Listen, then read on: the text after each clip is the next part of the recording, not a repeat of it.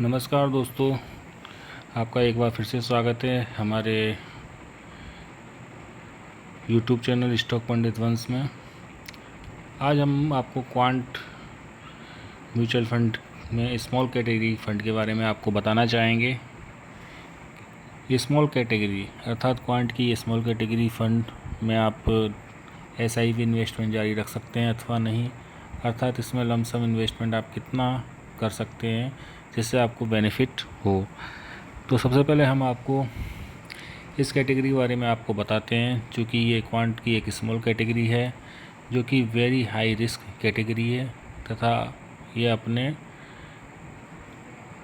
Investor को काफ़ी अच्छा रिटर्न भी प्रोवाइड करवाती है।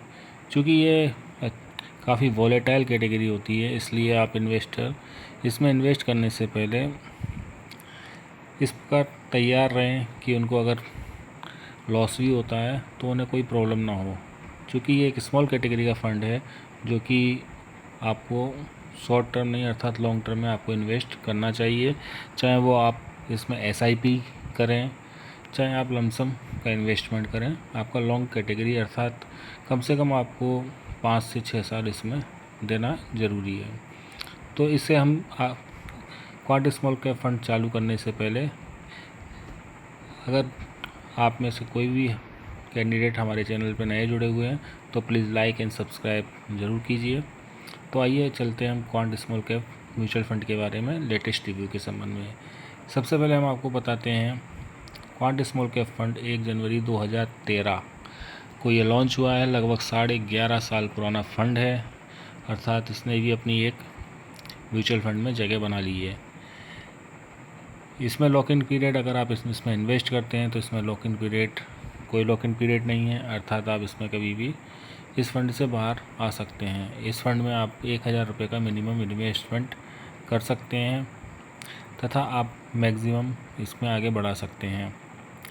इसका AMU साइज़ भी देखिए आप, लगभग 25,535 करोड़ का AMU साइज़ है।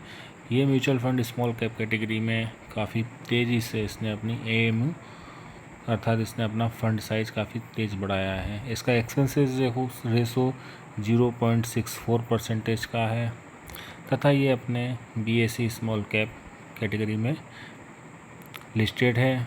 ये ग्रोथ कैटेगरी का म्यूचुअल फंड है। अब हम इसमें आपको बताना चाहेंगे इसमें 1 मंथ, 3 मंथ तथा 6 मंथ में इस फंड ने कितना इन्वेस्टमेंट अर्थात कितना इन्वेस्टरों को अपना प्रॉफिट प्रोवाइड करवाया है।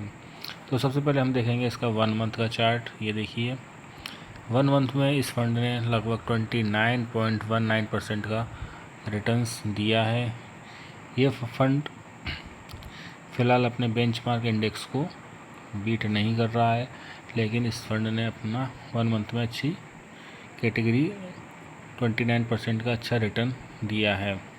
इसके बेंचमार्क इंडेक्स ने जहां 49.64% का रिटर्न दे रहा है, वहीं ये फंड 29.19% का रिटर्न प्रोवाइड कर रहा है। इसी प्रकार हम यहाँ पे 3 मंथ का चार्ट देखते हैं। 3 मंथ में जहाँ इस फंड ने 22.44% का रिटर्न प्रोवाइड कर रहा है, इसमें 3 मंथ में भी ये अपने बेंचमार्क इंडेक्स को बीट नहीं कर रहा है। कोई भी फंड जब अपने बेंचमार्क इंडेक्स को बीट नहीं करता है अर्थात उसके वॉलेटाइल, चूँकि ये फंड काफ़ी हाई रिस्क वॉलेटाइल है, इसलिए ये लॉन्ग टर्म में एक स्टेबल फंड के रूप में जनरेट होता है। इसी प्रकार हम इसका 6 मंथ का चार्ट देखते हैं। 6 मंथ में इस फंड ने लगभग 60.6% का रिटर्न प्रोवाइड किया है, जो कि अपने बेंचमार्क इंडेक्स के लगभग समान है। इसी प्रकार हम वन ईयर का इसका चार्ट देखते हैं तो 1 ईयर में इस फंड ने लगभग 53.81% का रिटर्न प्रोवाइड किया हुआ है। यहाँ पे ये फंड अपने बेंचमार्क इंडेक्स को देखिए ये बीट कर रहा है।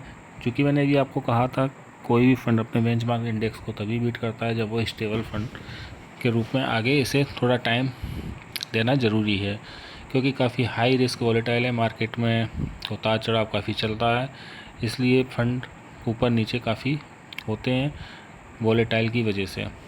इसी प्रकार हम इसका 3 ईयर का चार्ट देखते हैं। 3 ईयर में इस फंड ने 32.31% का रिटर्न प्रोवाइड किया है। यहाँ पे भी अपने ये बेंचमार्क इंडेक्स को बीट कर रहा है तथा 5 ईयर में इस फंड ने का चार्ट देखते हैं। 5 ईयर में इस फंड ने लगभग 50.7% का रिटर्न प्रोवाइड कर रहा है।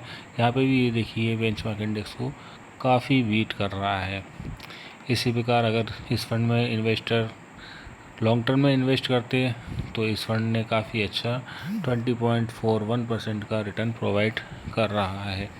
अर्थात ये फ़ंड स्मॉल कैटेगरी में काफ़ी अच्छा फ़ंड है तथा ये पिछले सालों में इस फंड ने काफ़ी अच्छा रिटर्न प्रोवाइड किया है। अब देखने की बात अभी ये होगी कि जैसे कि अभी मार्केट काफ़ी गिरा हुआ है तथा ये फंड आगे भी इसी प्रकार का रिटर्न प्रोवाइड करवाता है अर्थात नहीं करता है, लेकिन आपको इस फंड में थोड़ा टाइम देना पड़ेगा तथा लॉन्ग टर्म में इन्वेस्ट करोगे तो आपको ये फ़ंड निश्चित तौर पे इसी प्रकार के रिटर्न प्रोवाइड करवाएगा। आगे हम इसमें देखते हैं इस फंड में इसके हम एलोकेशन देखते हैं, एनालिसिस देखते हैं। ये फंड ने लगभग 77 स्टॉक तथा 10 सेक्टर में इसने अपना फ़ंड को लगाया हुआ है। ये कौन कौन से स्टॉक हैं ये आप देखिए। सबसे पहले हम इसको देखते हैं कि इस फंड ने लगभग 84.29% अपनी इक्विटी में लगाया हुआ है तथा कैश के रूप में इसका लगभग 13.71% इसका रखा हुआ है। रिजर्व में अगर कोई इसमें से आउट होता है तो वो अपने पास से देख सके। इसी प्रकार ये फ़ंड देखिए, चूँकि ये स्मॉल कैटेगरी का फ़ंड है फिर भी इस फंड ने मिड कैप में लगभग 68.31% इसने इन्वेस्ट किया हुआ है। पहले इस फंड का इन्वेस्टमेंट स्मॉल कैटेगरी में ज़्यादा था, लेकिन धीरे धीरे जैसे फंड मैनेजर भी इससे चेंज हुए हैं तथा इसकी अपनी इसने वॉलेटाइल कैटेगरी को थोड़ा चेंज किया है तथा मिड कैप में ये फ़ंड पेमेंट लगा रहा है स्मॉल कैटेगरी से निकाल के, तथा लार्ज कैटेगरी में इस फंड ने लगभग 20.4% इसने लगाया हुआ है पैसा। स्मॉल कैटेगरी में इसने 11.29% का लगाया हुआ है। इसी प्रकार हम देखते हैं सेक्टर इसके, जैसे कि ये फाइनेंशियल सर्विसेज में इसने पैसा लगाया है, एनर्जी सेक्टर में लगाया है तथा हेल्थ केयर सेक्टर में लगाया है। चूँकि अभी वर्तमान में चूँकि मार्केट गिरा हुआ है तथा एनर्जी सेक्टर अभी परफॉर्मेंस नहीं कर रहा है, इसलिए इस फंड में थोड़ा अभी जिस प्रकार का ये ग्रोथ देता है उस प्रकार की भी ग्रोथ नहीं दे रहा है। क्योंकि हमें पता है आने वाले समय में आप थोड़ा वेट कीजिए, मार्केट में उतार चढ़ाव चलता रहता है तथा ये फंड और इससे अच्छा और भी परफॉर्मेंस करेगा। इसकी होल्डिंग हम चेक करते हैं। होल्डिंग आप देखिए, इसने रिलायंस इंडस्ट्रियल में पेमेंट इन्वेस्ट किया है, जियो फाइनेंशियल सर्विस में किया है, HFCL लिमिटेड में किया है, एजिक लॉजिस्टिक में किया है, बीकाजी फूड इंटरनेशनल में किया है। इसी प्रकार हम इसमें आपको देखिए आदित्य बिरला फैशन एंड में किया है, सन टीवी नेटवर्क में किया है, पॉली मेडिकोज में किया है, अडानी पावर में किया है। अर्थात जितनी भी इसमें मिड कैप की कंपनियां हैं इस फंड ने अपना इन्वेस्टमेंट किया है तथा स्मॉल कैप में कम है, जबकि मिड कैप की अधिक इसमें कंपनियां हैं जो कि आगे चल के लार्ज कैप में जनरेट होंगी। तो काफ़ी अच्छी कंपनियां हैं। इसी प्रकार जब मिड कैप की कंपनियां जब आप काफ़ी हाई वोल्टाइल्स इन्वेस्ट करेंगे तो आपको रिटर्न भी अच्छा प्रोवाइड होगा। अब हम इसमें देखना चाहते हैं अगर आपने इसमें लमसम तथा SIP के थ्रू अगर इसमें इन्वेस्ट किया होता तो आपको कितना रिटर्न प्रोवाइड होता है। अगर आपकी मंथली SIP 1000 रुपये है तो आपका साल भर में आपका 12,000 अर्थात 12,000 रुपये आपके जमा होंगे।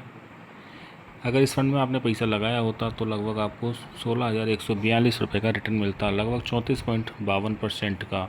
अगर 3 साल के लिए आपने इसमें इन्वेस्ट किया होता तो आपको 36,000 आपका इन्वेस्ट होता तथा आपका 61,122 रुपये इसमें रिटर्न मिलते, अर्थात 69.78% का आपको रिटर्न प्रोवाइड होता।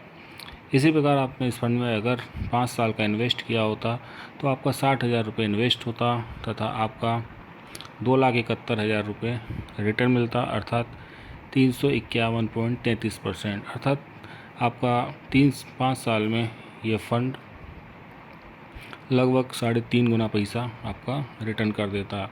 अगर आपका SIP आप 10 साल के लिए किए होते इस फंड में, तो आप देखिए 1,20,000 रुपये आपके इन्वेस्ट होते हैं तथा 4,53,000 रुपये का ये फ़ंड रिटर्न प्रोवाइड करता, अर्थात 277.40%।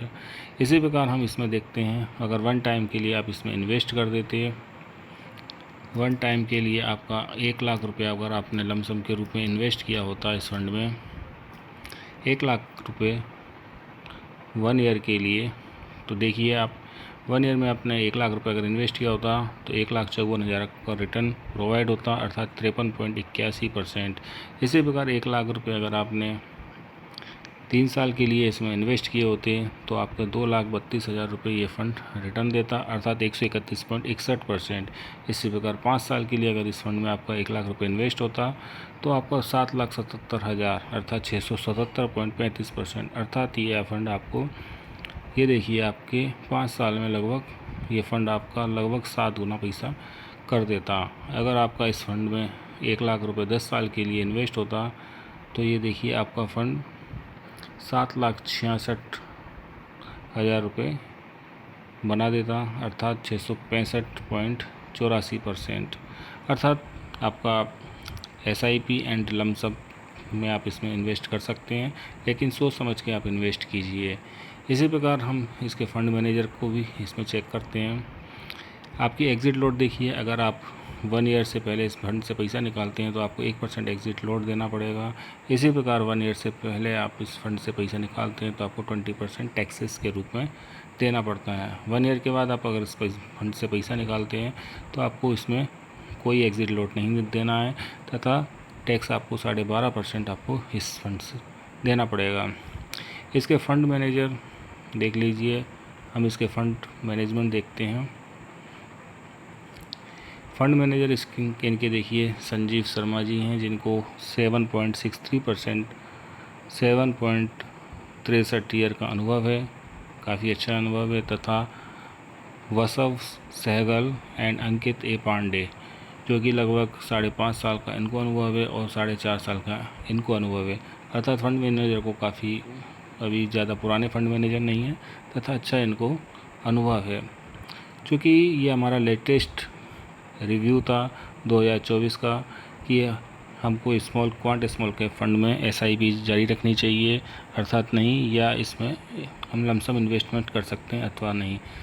तो मेरा सब आपको यही सुझाव है, आप इसमें SIP अपनी जारी रखिए तथा आप लमसम के रूप में भी इसमें आप पैसा थोड़ा थोड़ा आप डालते रहिए जब मार्केट डाउन रहता है, लेकिन फिर भी इसमें आप लगभग 5 से 7 साल इसमें दीजिए। ये फ़ंड आपको काफ़ी अच्छा रिटर्न्स प्रोवाइड कराएगा।